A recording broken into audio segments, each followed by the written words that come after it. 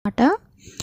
So కొన్ని ప్లేస్లలో బొరుగులు అంటారు, కొన్ని ప్లేస్లలో మురమరాలు అంటారు, కొన్ని ప్లేస్లలో మురుమురాలు అంటారు.